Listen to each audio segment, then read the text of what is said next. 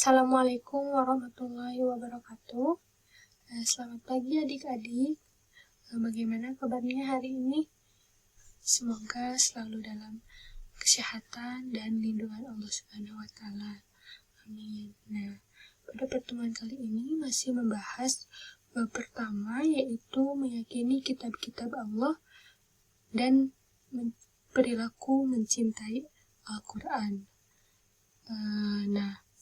Pada pertemuan sebelumnya kita sudah membahas pengertian iman kepada kitab Allah, yang kedua dalil nakli tentang beriman kepada kitab Allah, dan yang ketiga perbedaan kitab dengan suhuf.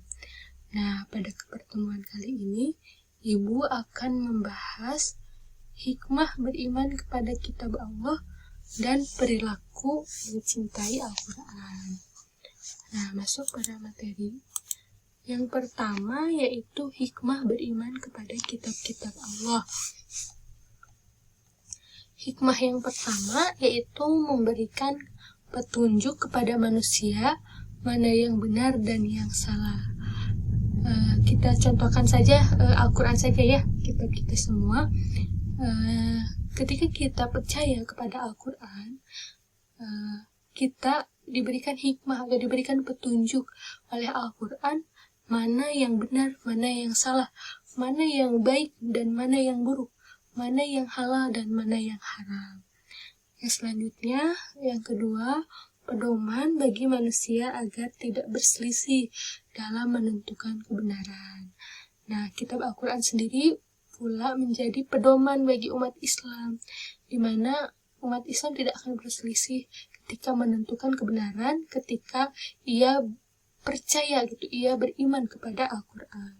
Yang ketiga, memberikan informasi sejarah kehidupan orang terdahulu guna menjadi pelajaran hidup bagi manusia saat ini. Nah, ini di dalam Al-Quran juga terdapat sejarah sejarah kehidupan orang terdahulu. Contohnya para nabi, kisah para nabi yang tertera di dalam Al-Quran. Contohnya kisah Nabi Yusuf tertera pada Quran surat Yusuf. Lalu kisah Nabi Isa tertera pada Quran surat Maryam. Dan masih banyak orang-orang soleh yang diabadikan di dalam Al-Quran. Selanjutnya, manusia dapat mengetahui betapa besar kasih sayang Allah kepada para hambanya. Yang kelima, mensyukuri segala anugerah dan nikmat Allah. Yang keenam, hati manusia menjadi lebih tentram. Yang ketujuh, memiliki sikap toleransi yang tinggi, karena itu merupakan ajaran yang disampaikan dalam kitab-kitab Allah. Yang kedelapan, meningkatkan kesabaran dalam menerima cobaan, ujian, dan musibah yang menimpa diri kita. Selanjutnya, perilaku mencintai Al-Quran. Ketika kita mau mencintai atau menyukai sesuatu, pada dasarnya kita harus mengenal sesuatu itu terlebih dahulu. Sama halnya dengan ketika kita ingin menampilkan perilaku yang mencintai Al-Quran, kita terlebih dahulu harus mengenal Al-Quran itu terlebih dahulu. Al-Quran merupakan kitab yang diturunkan Allah Subhanahu wa taala kepada nabi dan rasul yang terakhir, yaitu Nabi Muhammad sallallahu alaihi wasallam. Nah, kitab suci Al-Quran diturunkan Allah Subhanahu wa ta'ala sebagai penyempurna dan membenarkan kitab-kitab sebelumnya. Nah, kitab Al-Quran terdiri dari 30 juz, 114 surat, dan 6.666 ayat. Nah, Al-Quran diturunkan di 2 kota, yaitu ada kota Mekah dan kota Madinah. Para ulama menggolongkan ayat-ayat yang diturunkan di kota Mekah dengan sebutan surah Makkiyah, sedangkan yang turun di kota Madinah disebut surat Madaniyah. Tercatat turunnya ayat-ayat Al-Quran itu dalam kurun waktu 22 tahun, 2 bulan, 22 hari, atau kita genapkan saja 23 tahun. Nah, untuk yang selanjutnya, yaitu mengenai isi kandungan yang terdapat di dalam Al-Quran. Yang pertama ada akidah dan akhlak, atau akidah atau akhlak.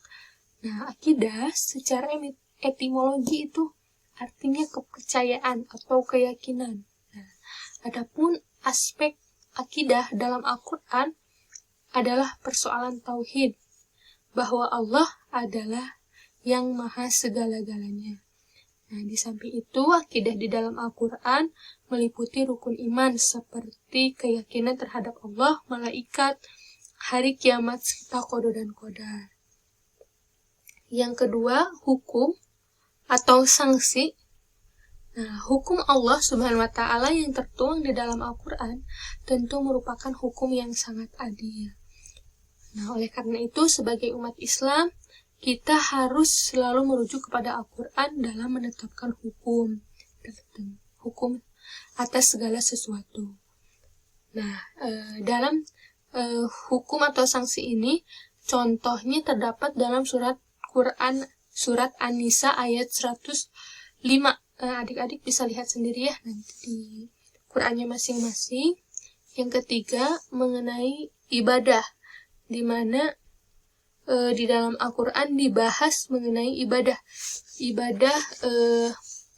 Ibadah contohnya seperti Al-Quran memberikan petunjuk tentang tata cara yang berkaitan dengan ibadah. Contohnya sholat, zakat, saum, terus haji, dan lain sebagainya.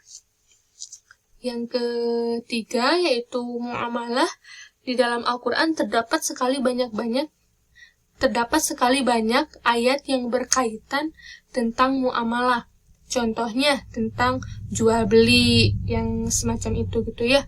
Nanti kalian boleh cari sendiri. Yang ketiga mengenai tarik atau sejarah. Ibu tadi sudah jelaskan atau sudah sebutkan ya bahwa di dalam Al-Quran itu terdapat kisah-kisah itu para nabi, kisah-kisah umat terdahulu. Contohnya kisah kaum Nabi Lut tertera di dalam Al-Quran. Nah, yang selanjutnya udah ya, isi kandungan Al-Quran itu Ibu rangkum menjadi 5 perkara ini, dan mungkin masih ada sumber lain yang mengatakan ada 7, ada 8. Kalian boleh menjadikan itu sebagai referensi.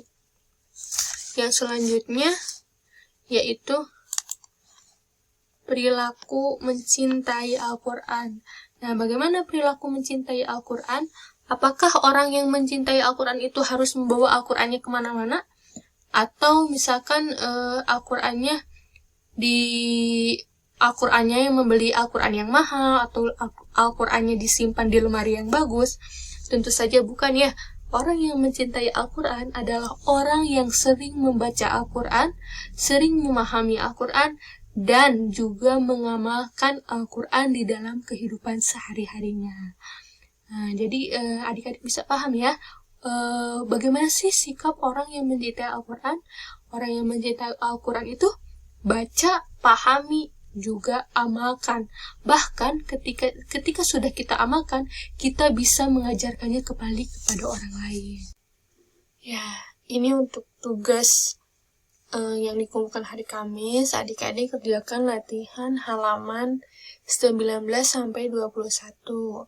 Kerjakan sampai bagian B saja ya. Dan Ibu tegaskan cara pengisian soalnya atau ditulis di bukunya langsung isinya saja. Contoh misalkan yang pilihan ganda jawabannya B, tulis misalkan B, Nabi Daud, seperti itu. Jadi langsung isinya saja, tidak dengan soalnya. Ya, cukup sekian pertemuan kali ini. Terima kasih. Wassalamualaikum warahmatullahi wabarakatuh.